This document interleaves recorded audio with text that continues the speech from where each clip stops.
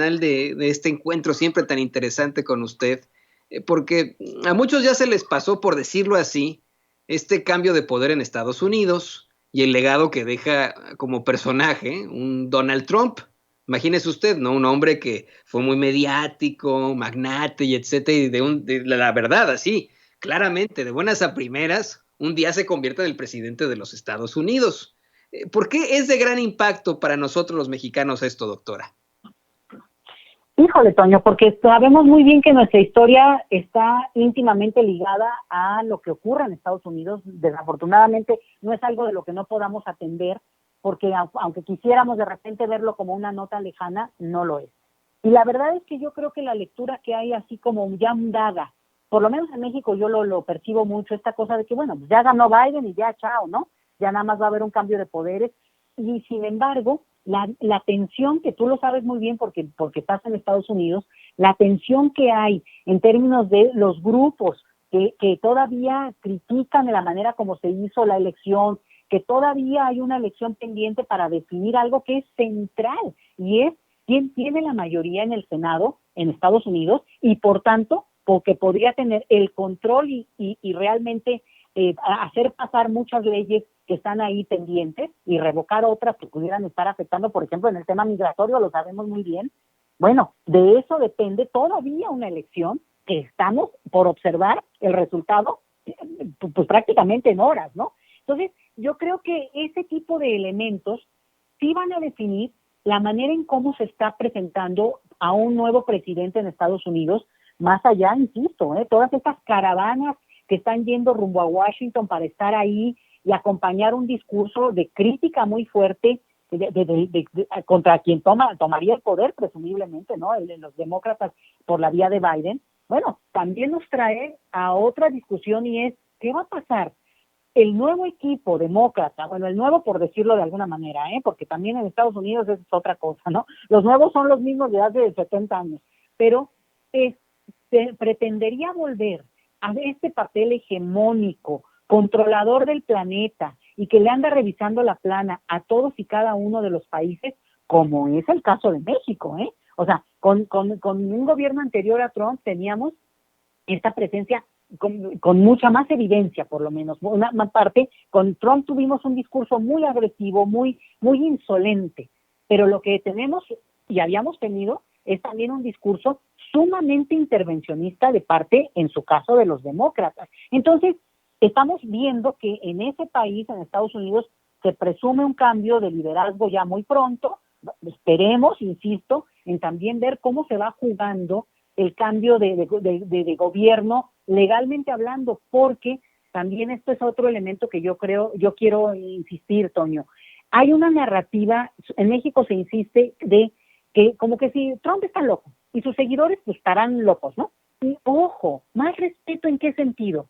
En que al final de cuentas podrá ser insoportable el personaje y podrá no gustarnos muchas de las cosas que digamos que avalan quienes lo siguen. 73 millones de estadounidenses votaron por esa opción, y por otro lado, y no necesariamente por la parte más dura, xenófoba o racista, no necesariamente, digamos, hay un perfil muy amplio, pero la otra también tiene que ver con que al final de cuentas, bueno, pues esa tensión está ahí en la vida pública estadounidense y que impacta la relación con nuestro país.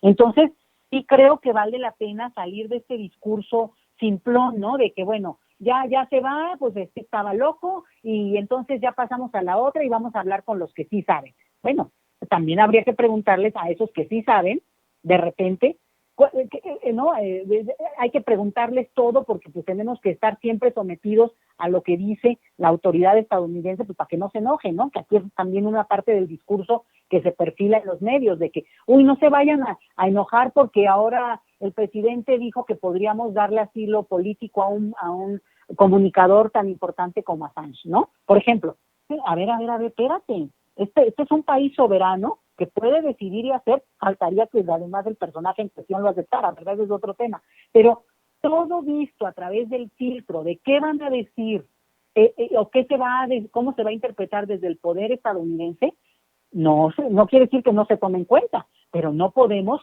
seguir en esa misma lógica. Entonces, sí es muy relevante lo que está pasando en estos días, Toño, porque también van a definir la manera en que se van a dar los próximos 4 años de poder del propio de Biden y su equipo, ya cuando finalmente se dé esta formalización del cambio de poder.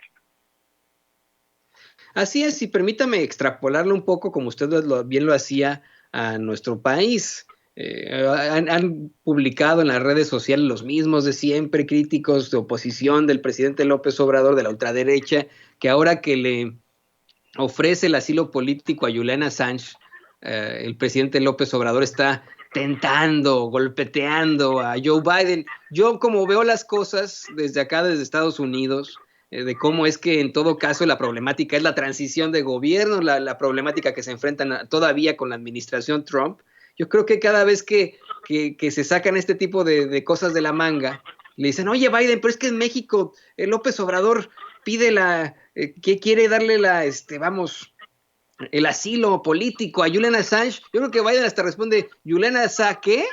No, o sea, me explico, creo que no es en estos momentos de transición un problema para ellos, doctora. Sí, yo creo que en este momento es de todos los temas que me puedas decir, es absolutamente menor, porque está el tema de la pandemia, el tema de la transición política, que es muy delicada, digamos. Yo creo que es el momento más delicado de la historia política estadounidense en los últimos, pues francamente, 100 años, Toño, porque sí están en un escenario en el cual no tienes un rival que esté derrotado, aun cuando haya un traspaso de poder. Entonces, eso cómo va a jugar, no solamente cómo está jugando ahora y cómo va a construir nuevos liderazgos. Mira, tienes al famoso Ted Cruz, cubano, de origen, jugando al lado de Trump de manera muy, muy dura, pero ojo, él fue candidato presidencial y él sí es un hombre muchísimo más joven que Trump, y entonces también se le está jugando en el sentido de posicionarse políticamente y eventualmente, bueno, pues supongo yo que seguir jugando en esas posibilidades presidenciales. Entonces, como que empiezan a surgir también los reemplazos generacionales posibles que pueden tener un discurso aún más duro que el propio Trump, aunque no sean tan insoportables como él en términos de la personalidad, pero que por ahí nos hemos ido, ¿no? Por ahí nos hemos decantado, y eso también nos ha impedido ver que ahí hay un proyecto y no solamente una persona, Toño.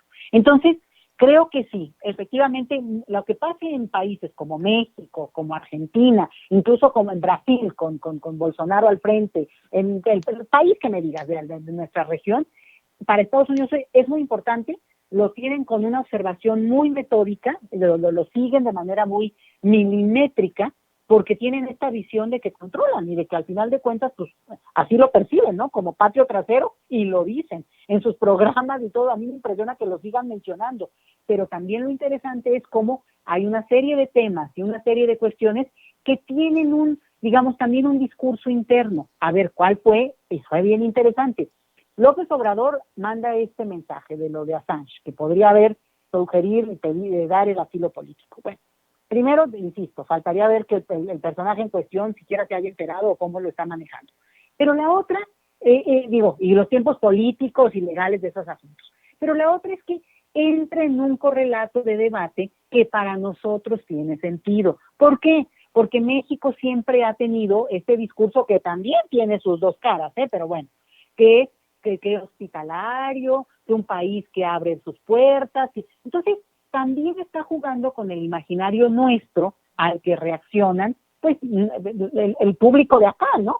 Entonces, no todo se tiene que ver en términos de la relación bilateral, pero insisto, es un factor, ¿eh? Yo siempre, luego lo relaciono porque claro que tiene un impacto y tiene una importancia, pero efectivamente, y tú tienes toda la razón, en este momento lo que menos le importa a Estados Unidos es qué va a pasar con Assange, no necesariamente a Obama, porque Obama sí se quedó un poco con esta cosa de como casi su enemigo personal, ¿no? Porque pues sí le nubló un poco la idea de un hombre muy demócrata cuando pues estaba espiando al planeta entero, como podríamos haber supuesto, pero se hizo evidente. Es todo un capítulo, Toño, yo creo que es un capítulo interesantísimo de la vida planetaria. Entonces, bueno, qué pase con ese personaje también va a ser de mucho interés seguirlo, pero no tiene que ver con que nosotros nos limitemos a hacer como país y generar nuestro propio debate en torno a eso también es válido, como se nos dé la regalada gana. Así es, así es. Es importante que lo podamos revisar desde un principio y estar muy, muy pendientes de cuál será la política a la que se enfrenten los mexicanos, no tanto la política exterior de los Estados Unidos, la política a la que nos enfrentemos nosotros aquí, los que vivimos en Estados Unidos, y la política de los que enfrentan los mexicanos en su propio territorio. Doctora, como siempre, un placer platicar con usted en este espacio aquí en Sin Censura. No sé si nos pueda compartir sus redes sociales para que la gente se ponga en contacto con usted como siempre. Y todo nuestro agradecimiento aquí en Sin Censura. Le deseamos verdaderamente un año 2021 fantástico. No, igualmente, Toño, y también siempre un gusto platicar contigo. Ya esperamos también por ahí a escuchar a Vicente, pero me da muchísimo gusto compartir este fin e inicio de año ahora aquí con tus micrófonos. Y sí, mira, yo tengo una cuenta que es @migrantólogos, bueno, que la sigo con un grupo de colegas, y tengo una cuenta que es Leti Chelius, por mi apellido, y bueno, ahí es un poco más casera, ¿no? Más doméstico las reacciones, así que más bien depende de la información que pudieran estar buscando las personas que nos escuchan. Y también decirte que yo creo que lo único que nos falta ahorita aquí, Toño, es el cafecito para estar, pero bien a gusto platicando de cosas que son trascendentes, que son importantes, pero que no tienen por qué no estar al alcance del debate público de todos nosotros. Y bueno, ya prometo que para la próxima tendré aquí mi cafecito enfrente, Toño. O el mezcal, porque ya pasan de las 12. No es cierto, no te pases, no tampoco. Eso no es cierto por mi caso. Mejor, ¿eh? Pero muchísimas gracias, querida doctora Leticia Calderón Chelius, siempre por sus comentarios tan interesantes. Aquí estamos siempre a sus órdenes y nos vemos la próxima semana. Como siempre, Toño, un abrazote a todos por allá. Un abrazo a la doctora Leticia Calderón Chelius. Usted lo sabe, una autoridad académica, investigadora del Instituto Mora. Y déjeme cambiar